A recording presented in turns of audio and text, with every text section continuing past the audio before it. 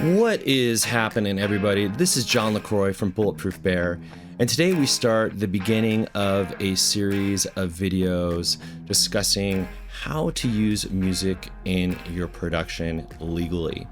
So whether you're working with a composer or you want to license a popular song for your production, we're going to break it all down in these series of videos for you.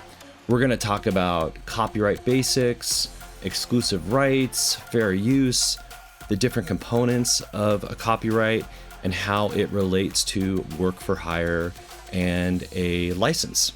And to get some music in your production, you can head over to catalog.bulletproofbear.com, or to get a site license for your school, head over to store.bulletproofbear.com.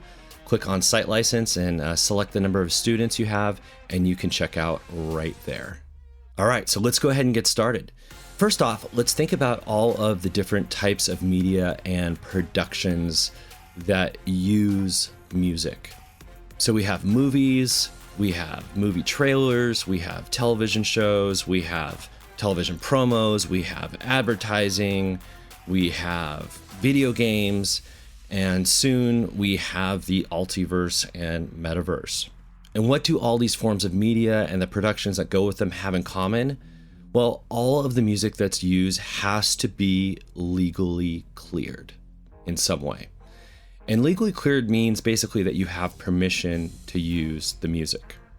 This is going to be really important because, for example, if you were to submit your short film to a film festival, a lot of times there's going to be something that you're going to have to sign that's going to show that all of the content that you have has been legally cleared to use to show in that festival. So very, very important.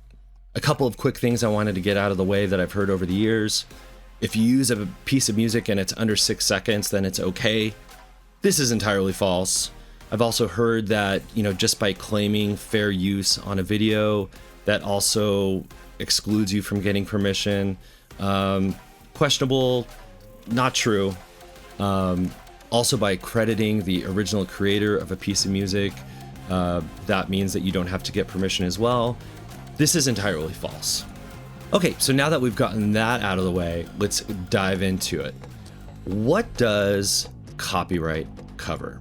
Copyright is for original works of authorship, including literary, dramatic, musical, artistic works such as poetry, novels, movies, songs, computer software, and architecture. This includes works that are published and unpublished. So at what point does a creator actually have copyright protection? Does it have to be registered with the US Copyright Office in order to have protection? Do you have to mail yourself an envelope of the work in a sealed envelope in order to have copyright protection? The answer technically is no. You have copyright protection at the moment of creation. So at the moment that you create something, you have copyright protection. However, it must be original and it must be in a fixed, tangible form to which it can be distributed. So fixed, tangible form, I would say, would be like paper. Nowadays, everything's digital, so it could be on a hard drive. Maybe it's an MP3 that can be distributed, or a QuickTime file that can be distributed.